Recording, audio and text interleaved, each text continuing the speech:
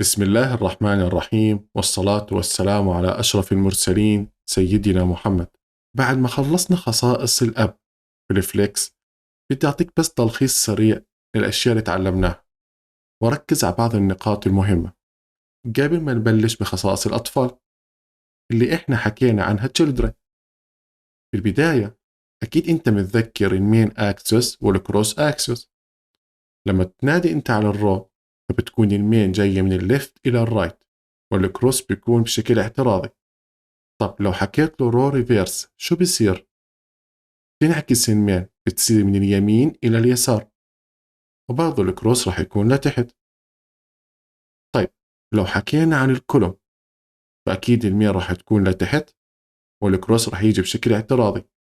طب لو حكيت كولوم ريفيرس، ممتاز، المين أكسس حتكون لفوق، والكروس برضه راح تكون من اليسار إلى اليمين. أتمنى تكون فكرة المين والكروس أكسيوس صارت واضحة بكل أشكالها. هل راح تفيدك في التطبيق؟ بقول لك أكيد. انت اصلا عشان تكون فاهم تطبيق الخصائص لازم تكون انت عارف الرو كيف اتجاه المين وكيف اتجاه الكروس، حتى لو استخدمت الرو ريفيرس والكولوم ريفيرس. اخر نقطة، السمري. في الرو انت عارف انه في عندك مين اكسس كروس اكسس. في المين اكسس حكينا هي فقط justify content، فصيلة تعلمناها اللي اسمها justify content، هي بس خاصة في المحور المين. اما الالاين ايتم والالاين كونتنت هي تطبق فقط على الكروس اكسس. خلينا نحكي بشكل بسيط، مفهوم الحفظ بحبوش انا، افهمها فهم. اللاين، اي اشي اللاين راح يكون على الكروس، غير الاللاين راح يكون على المين.